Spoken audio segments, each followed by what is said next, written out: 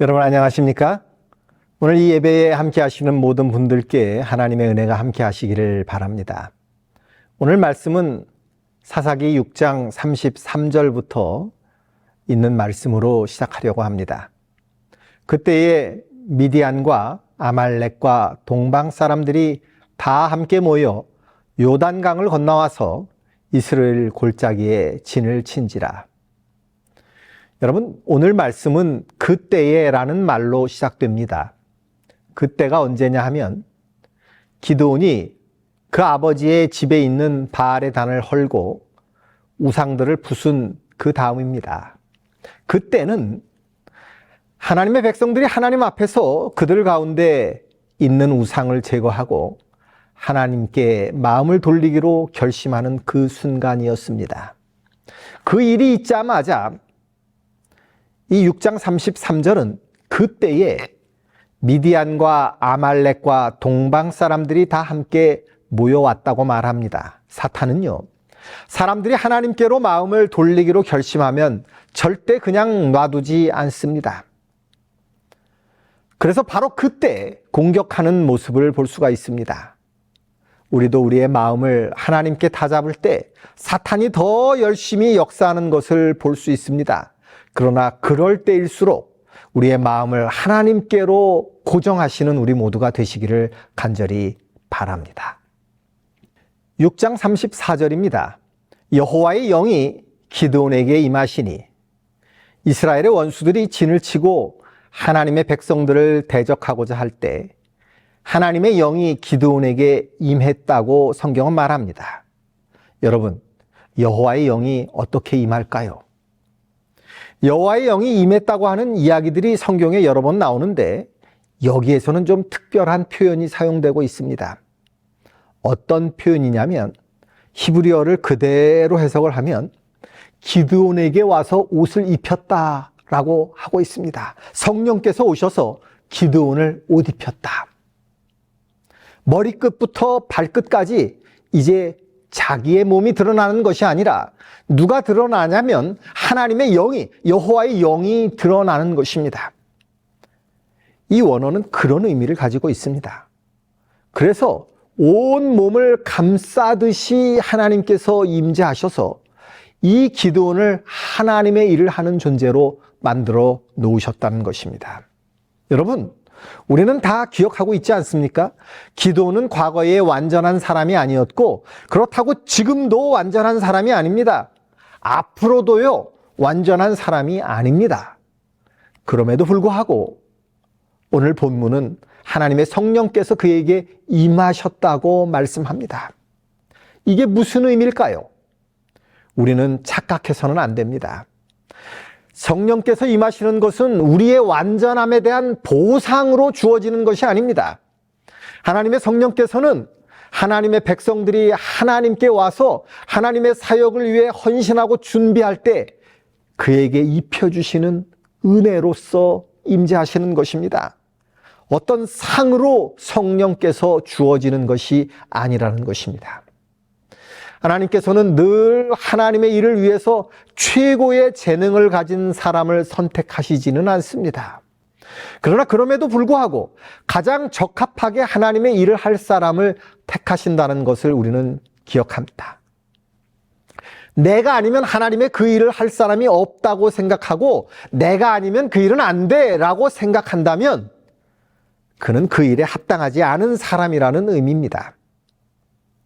그래서 하나님께서는 하나님의 사업에 필수적인 여러 사람들을 세우시고 그들이 서로 화합하고 균형을 맞추고 연합하고 힘을 합쳐서 그 일을 이루시기를 원하십니다. 그래서 여러분, 우리는 하나님의 일을 할 때 나 없이는 안 돼 라는 그런 마음을 가져서는 안 됩니다. 그런데요, 우리가 이 부분에서 좀 주의해야 할 게 있습니다. 나 없으면 안 돼라는 마음을 먹어야 할까요? 말아야 할까요? 그런 마음을 먹으면 안 되긴 하는데 또 생각해 보십시오. 내 앞에 있는 하나님의 일에 내가 아니라 누구라도 하겠지 뭐 이렇게 생각할 수도 있지 않겠습니까? 어떻게 생각해야 될까요? 여러분, 이 두 가지가 조화되어야 합니다. 내가 해야 할 일을 앞에 두고는 꼭 사람들이 나 아니라도 돼 그러고요. 내가 아니라도 되는 일에는 나 아니면 안 돼 하는 경우가 많습니다. 이게요, 경우에 맞아야 하고 균형이 잘 맞아야 합니다. 그래서 하나님이 어떤 일을 시키실 때는 나 아니면 안 되는 것처럼 해야 됩니다. 그런데 내가 어떤 일을 꼭 하고 싶을 때에는 나 아니면 안 돼라고 생각해서는 안 됩니다. 좀 역설적이지만 그러나 그게 맞습니다. 하나님께서 사람들을 사용하실 때에 나 아니면 안 되는 일은 없습니다. 우리는 누구나 다 부족합니다. 넉넉한 사람 없습니다.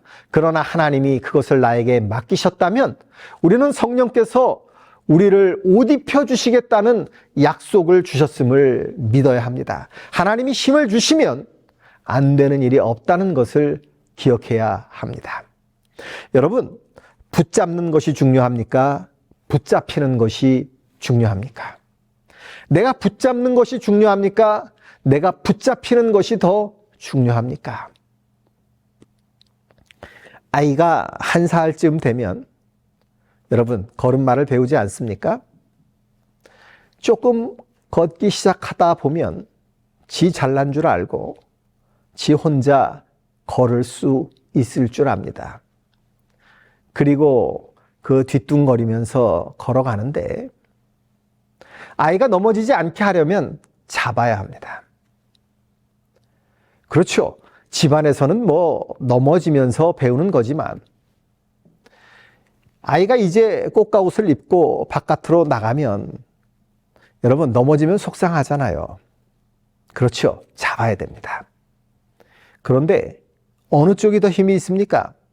아버지가 아이를 잡는 게 더 힘이 있습니까? 아니면 아이가 아버지를 잡는 게 더 힘이 있습니까?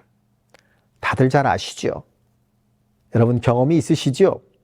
아이가 아버지 손을 꽉 잡겠다고 이야기하지만 사실 그거 별 힘이 없다는 것을 우리는 잘 알고 있습니다. 더 중요한 건 아버지의 손이 그를 꽉 잡는 것입니다. 그러면 아이는 힘이 없어도 절대 넘어지지 않습니다. 우리 신앙생활은 어떨까요? 우리도 하나님의 손을 잡는 것이 중요합니다. 여러분, 하나님의 강한 손을 붙잡게 되시기를 간절히 바랍니다. 우리가 손을 들어서 하나님이 내 손을 잡으시도록 나의 손을 내드리는 것이 중요합니다. 하나님께서는 준비가 다 되셨습니다.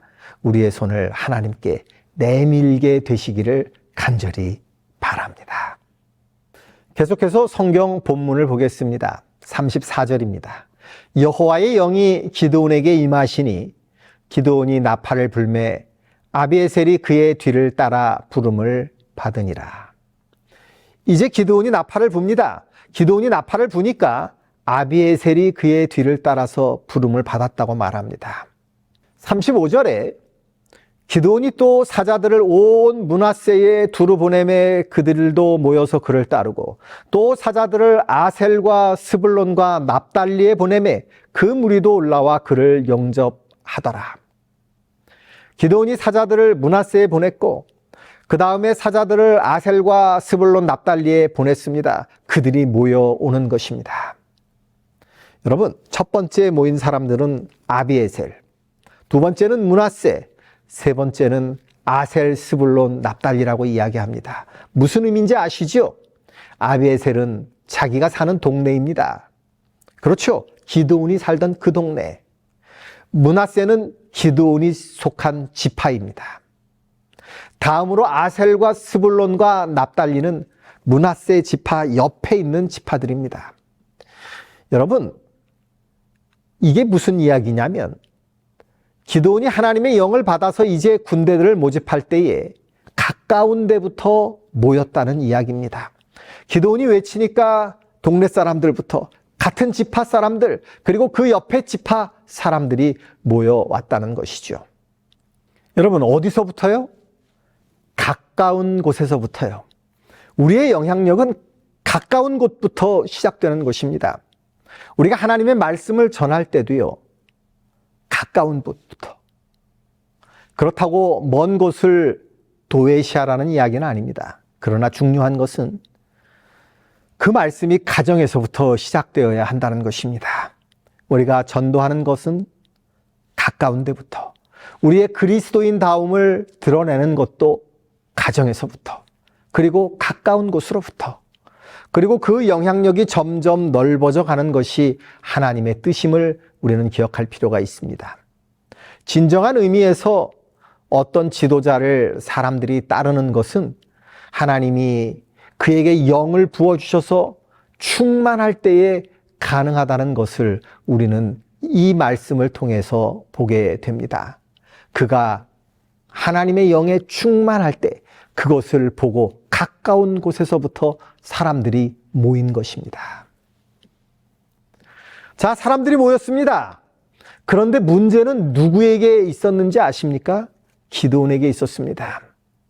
기드온이 처음에 뭐라고 말하느냐 하면, 우리 집안은 므낫세 집안에서도 작은 집이고 저는 우리 아버지 집에서도 제일 작은 막내고 뭐 그런 이야기를 했죠. 기억하시죠? 그러니까 자기가 이 사람들을 데리고 무엇을 할 수 있다고 생각하지 않았다는 거죠. 그런데 그가 하나님의 영에 의해서 하나님의 군대를 모집했을 때 많은 사람들이 몰려와요. 그러면 이제 용기를 가져야 되는데 아직 용기가 없는 거예요. 아직 용기가 없어요. 여러분, 잘 생각해야 됩니다. 기드온이 조금 전에 하나님의 성령으로 옷 입었다, 그런 얘기를 하지 않았습니까?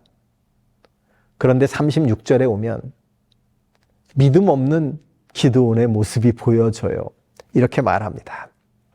하나님, 정말 저를 통해서 이스라엘을 구원하시려면 제가 시험 문제 하나 낼 테니까 요거 통과하셔야 됩니다. 그래 놓고 이렇게 말합니다. 양털 한 뭉치를 타작 마당에 둘 테니까 밤에 이슬이 양털에만 내리고 주변은 마르게 해주십시오. 그러면 내가 하나님이 진짜 나보고 나가서 싸우라고 하시는 것이구나 하고 믿겠습니다. 이렇게 이야기를 합니다. 여러분, 문제는 기드온에게 있었어요. 여러분, 너무 친숙하지 않습니까? 너무 친숙한 사람입니다. 사실 우리는 어떤 일이 이렇게 하는 것이 하나님 뜻인 거 다 알아요. 그런데 막상 내가 그 일을 하려고 하면 갈등이 생깁니다. 이거 내가 진짜 해야 되나? 내가 이거 할 수 있을까? 이런 갈등이 생겨요. 하나님이 진짜 나한테 뭐 확실한 계시라도 하나 보여주시면 좋겠는데, 아니면 나한테 확 나타나셔서 한번 말씀을 해주시면 좋겠는데, 아니면 꿈에라도 한번 나타나셔서 너 이거 해. 그러면 내가 아무 소리 안 하고 할 텐데. 우리도 가끔 그런 생각하지 않습니까? 정말 하기 싫거나 겁이 날 때 우리는 기드온처럼 제가 이거 내놓을 테니까, 장마철에 이거 내놓을 테니까 바싹 마르게 해주세요. 혹은 이것이 푹 적게 해주세요. 라고 말하고 있지 않나요? 여러분 어떻게 생각하십니까? 기드온의 모습은 사실 기드온 모습이 아니에요. 우리 신앙인들이 다 겪고 있는 그 딜레마, 그 갈등에 대해서 얘기하고 있는 것입니다. 하나님의 영으로 옷을 입었다고는 했는데 여전히 하나님을 완전히 신뢰하지는 못하는 거예요. 그래서 자꾸 요구합니다. 하나님, 요것도 좀 확실하게 보여주세요. 요것도 좀 보여주세요. 요것도 확신할 수 있게 좀 해주세요. 그런데 하나님이 보여주셨나요? 안 보여주셨나요? 여러분, 기억하시죠? 재물을 바위에 놓았더니 바위에서 불이 나와서 태워버렸어요. 그 정도면 믿어야 됩니까? 안 믿어야 됩니까? 여러분, 나 같으면 그 정도 보면 믿겠다, 이런 생각 드시지요? 기드온은요, 약한 사람이었어요. 약한 사람. 하나님의 신이 임해 있었으나 약한 사람이었습니다. 우리는 하나님의 신이 임재하셨는데 그 사람이 여전히 약한 사람이라는 것에 동의하기가 힘들어요. 하나님의 영이 확 임하시면 그 사람은 어떤 사람이어야 될 것 같아요? 강한 사람이 돼야 될 것 같아요. 그런데 성경을 보니까 하나님의 영이 임했는데 기드온은 여전히 약한 사람이었다는 것입니다. 여러분, 이게 무슨 얘기냐? 우리가 마지막 때의 늦은 비 성령을 기다리고 있지 않습니까?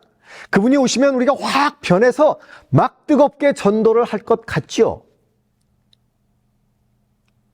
아니라니까요.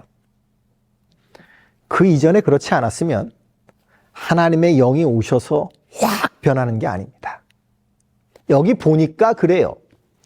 내 이적을 행하는 부분들은 있을 수 있어요. 특별한 일들이 그를 통해서 벌어질 수도 있어요. 그럼에도 불구하고 그 사람의 성향과 그 사람의 열심과 하나님을 향한 믿음이 늦은 비 성령이 오시는 시즌이 됐다고 해서 확 변하는 것이 아니라는 것을 기억해야 합니다. 이게 무슨 얘기냐면 언제 준비해야 된다고요? 미리미리 준비해야 된다는 것입니다. 주님의 성령께서 늦은 비로 임하실 때에 준비되어 있는 사람으로 서시는 성도들이 되시기를 간절히 바랍니다.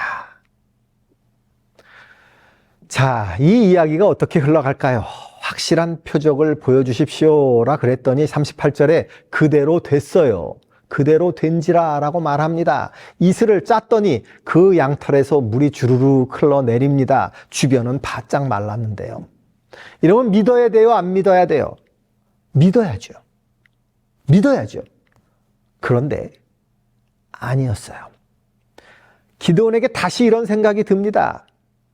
아니야, 양털은 원래 수분을 좀 흡수를 잘 하지. 아이고, 내가 잘못했네. 거꾸로 했네.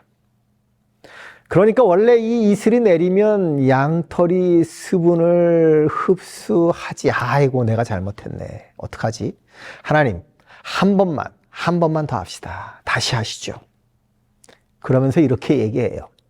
주여, 내게 노하지 마옵소서. 이 말은 무슨 얘기냐면 자기가 자기를 생각해도 너무 한다는 얘기예요. 그렇죠? 자기가 자기를 생각해도 너무 하는 거예요. 제발 노하지 마십시오. 한 번만 더 합시다. 거꾸로 하시죠. 거꾸로. 양털은 바싹 마르고 주변에만 이슬이 있게 해주십시오. 그런데 하나님이요, 그렇게 해주셨어요. 여러분, 여러분이 하나님이시라면 어떻게 느끼셨을까요? 기드온이 와서 노하지 마십시오. 한 번만 더 하지요. 할 때, 야, 한 번이면 됐지. 뭘 또 해? 라고 하나님이 생각하지 않으셨을까요? 이 기드온의 두 번째 양털 시험은 표적을 구하는 사람, 기적을 구하는 사람은 어차피 기적이 있어도 못 믿는 경우가 많다는 것을 이야기해 줍니다. 기적이 사람을 믿게 해주는 것이 아니라는 거예요. 절대 아니라는 것입니다. 기적이 있으면 믿는 것이 사람이 아니에요. 그랬다면 첫 번째에서 믿었어야죠. 그런데 기드온은 못 믿었어요. 나중에 예수님이 어떤 이야기를 하시는지 아시죠? 비유를 통해서, 그 비유 속에 아브라함을 통해서 이렇게 말씀을 하셔요. 너희 형제들 가운데 모세와 선지자, 즉 성경책이 있지 않느냐? 그것을 보면 그들이 깨우칠 것 아니냐? 그랬더니 그 부자가 뭐라 그래요? 아니요, 그건 됐고 내가 죽었다가 깨어나서, 아니요, 안 되면 저 거짓 나사로라도 죽었다가 깨어나서 내 형제들에게 가서 경고를 하면 그 기적을 보고 그들이 믿을 것입니다. 그랬더니 예수님이 그 비유 속에 아브라함을 통해서 이렇게 이야기를 하셔요. 성경을 보고 믿지 않는 사람은 사람이 죽었다가 깨어나서 와서 말을 해도, 엄청난 기적이 일어나도 믿지 아니하리라. 여러분, 이 이야기를 하시고 나서 얼마 뒤에 누가 죽어요? 예수님의 친구 나사로가 죽어요. 그리고 그가 살아납니다. 그런데 그 살아난 나사로를 보고도 그 유대인들은 예수 그리스도를 믿지 않았죠. 기적은요, 사람을 믿게 하는 도구가 아닙니다. 사람을 놀라게 하는 도구이기는 해요. 그러나 그것이 사람을 믿게 하는 것은 아닙니다. 믿음은 그 사람의 마음속에서 하나님을 간절히 바람으로 은혜로 받게 되는 것이지, 그리고 그의 마음속에서 자라나는 것이지, 기적을 봤다고 해서 그의 믿음이 한꺼번에 자라나는 것이 아님을 우리는 기억해야 합니다. 우리 재림교회 성경 주석은 이렇게 말하고 있습니다. 기드온의 제한된 믿음을 아신 여호와께서는 몸을 낮추사 그가 구한 표를 그에게 주기 위하여 기적을 행하셨다. 기드온이 하나님께서 요구하시는 것은 망설이지 않고 확신을 가지고 행했더라면 얼마나 더 좋았겠는가. 여러분, 하나님께서는 기드온의 이런 모습들을 보시면서 야, 넌 도대체 왜 이런 말씀을 하지 않으세요? 몸을 낮추셨다고요. 그런데 하나님은 우리에게도 그렇게 하셔요. 우리가 우리의 믿음 없음을 간절히 아뢰고 하나님 앞에 우리가 온전히 따라가지 못하는 것을 스스로 뉘우칠 때 하나님께서는 몸을 낮추사 우리에게 오셔요. 예수 그리스도의 십자가는 하나님께서 몸을 낮추신 가장 훌륭한 예증임을 우리는 잘 알고 있습니다. 여러분, 우리가 하나님을 시험해도 됩니까? 어떻게 생각하십니까? 신명기에 보면 너희가 마사에서 시험한 것 같이 너희 하나님 여호와를 시험하지 말라. 사탄이 예수님을 시험하러 왔을 때 예수님이 이것을 인용하시죠. 또 기록되었으되 너희 하나님을 시험하지 말라 하였느니라. 여러분, 사람이 하나님을 시험해도 됩니까? 안 됩니까? 그러면 기드온이 이렇게 한 걸 우리는 어떻게 이해해야 할까요? 하나님의 뜻은 도대체 뭘까요? 예수님의 말씀이 의미하는 바가 뭘까요? 그것은 자기를 과시하기 위해서 하나님의 기적을 요구하는 것은 하나님께 무례한 일이요, 그것은 죄라는 것입니다. 하나님을 시험해도 됩니까? 안 됩니다. 하나님을 불신하는 가운데 하나님을 시험하는 것을 하나님께서는 금하셨습니다. 출애굽 당시에 이스라엘 백성들이 그랬어요. 그들은 광야로 인도하실 때에 홍해를 가르고 만나를 내리시는 것을 봤음에도 불구하고 그들은 하나님께서 물을 주실 수 있는지 없는지 하나님을 시험합니다. 불신에서 시작된 시험입니다. 물이 없으니 물을 달라고 모세를 원망하는 사람들은 돌을 들어서 하나님의 사람 모세를 칠 준비를 하고 있었습니다. 하나님을 불신하는 가운데 하나님을 시험하는 것이었죠. 물론 인자하신 하나님께서 물을 그들에게 주셨지만 분명히 말씀하시기를 너희는 불신 가운데서 하나님을 시험하는 일을 하지 말라고 말씀하시는 것입니다. 여러분, 어떤 사람이 돌멩이를 하나 들고 산으로 올라갑니다. 그리고 기도하기 좋게 생긴 곳에 가서 돌덩이를 쥐고 기도를 시작합니다. 주님, 이 돌덩이가 금덩이로 변하게 해 주십시오. 그렇게 해 주시면 제가 우리 교회 새로 싹 짓고 선교사 파송을 위해 가지고 남은 돈 다 헌신하겠습니다. 주님 믿습니다. 하고 눈을 딱 떴는데 돌이 어떻게 됐을까요? 변하지 않았다고요? 믿음이 너무 없으신 거 아닙니까? 돌이 어떻게 됐을까요? 돌이 그냥 돌이었습니다. 그 사람이 이렇게 이야기합니다. 내 이럴 줄 알았어. 그리고는 기도를 그칩니다. 여러분, 이럴 줄 알았다는 게 무슨 뜻입니까? 아닐 줄 알았다는 이야기죠. 이것은 의심을 가지고 하나님을 시험하는 것입니다. 그런데 여길 보십시오. 마가복음 16장입니다. 믿는 자들에게는 이런 표적이 따르리니 곧 그들이 내 이름으로 귀신을 쫓아내며 새 방언을 말하며 뱀을 집어 올리며 무슨 독을 마실지라도 해를 받지 아니하며 병든 사람에게 손을 얹은 즉 나으리라. 그렇다면 기적이 일어날 거라는 이야기입니까? 아닙니까? 여러분, 우리 재림교회는 기적을 믿습니까? 안 믿습니까? 여러분, 우리는 기적을 믿습니다. 아니, 기적이 없으면 예수님의 기적이 다 없는 거예요. 그리고 예수님께서 조금 전에 읽은 성경절에서 분명히 그렇게 말씀하셨잖아요. 믿는 자들에게 표적이 따를 것이다. 그러면 자, 이런 표적이 따른다고 했으니까 자, 독약을 한 그릇 사가지고 여러분 마셔보십시오. 어떻게 될까요? 죽어요? 성경에 써 있잖아요. 독을 마셔도 해를 받지 않을 것이다. 그 다음에 살모사 중에서 잘생긴 놈 하나 골라가지고 그 꼬리를 한번 잡아보십시오. 어떻게 되나? 여러분, 그러면 예수님의 이 말씀은 뭡니까? 어떻게 그 괴리를 메워야 합니까? 여러분, 하나님께서 특별한 섭리가 있어서 그분의 믿는 자들을 보호하신다는 것을 우리는 믿습니다. 그런데 독을 마셔도 해를 받지 않는다고 그러니까 독을 골라서 마셔요. 몸에 좋지 않은 것도 막 먹어도 돼요. 그러면서 나는 문제가 없다고 이야기합니다. 위생적으로 문제가 있는 행동을 하면서도 하나님이 나를 보호하실 거라고 말합니다. 위험지역에서 일하면서 안전장구도 갖추지 않아요. 오토바이를 타면서 시속 200, 300km 다니면서 헬멧도 안 써요.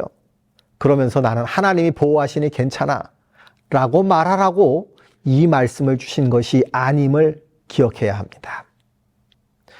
하나님은 인간의 게으름을 메워주시거나 인간의 의도적인 소홀함을 채워주시기 위해서 이 말씀을 주신 것이 아닙니다.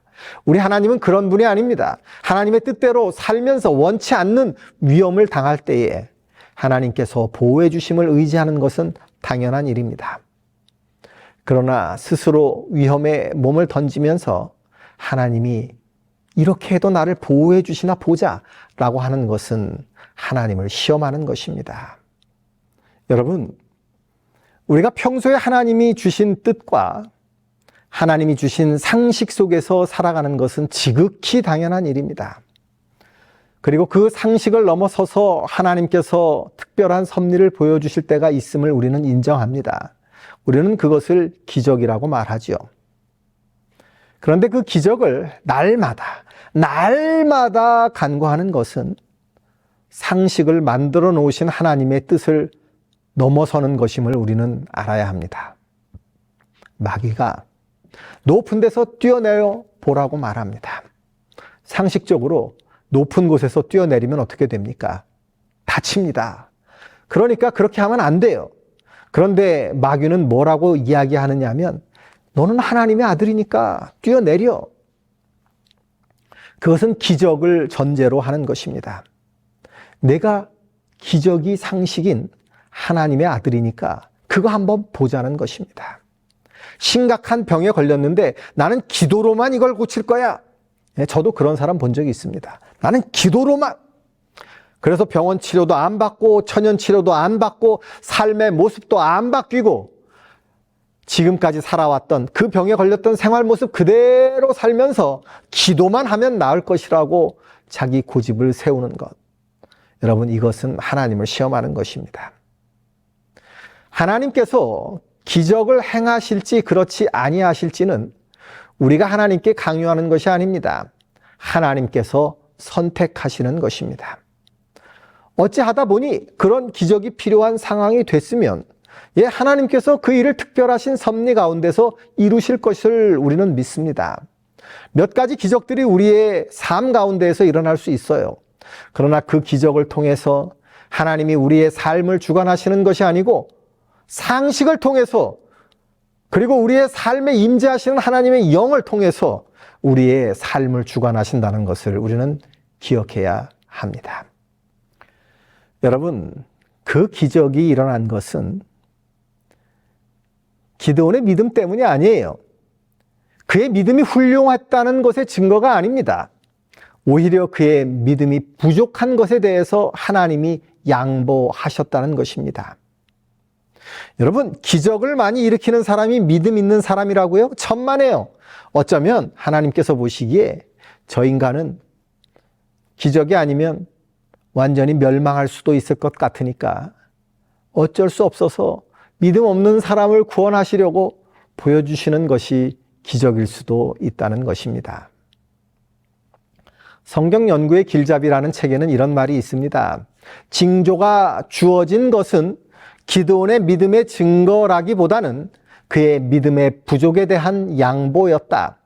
하나님께서는 가끔 우리의 영적인 미숙함을 인하여 그런 양보를 하시지만, 그러나 그분이 원하시는 것은 우리가 그분의 내재하심으로 말미암아 안으로부터 지혜로운 결정을 내릴 힘을 개발시키게 되는 것이다.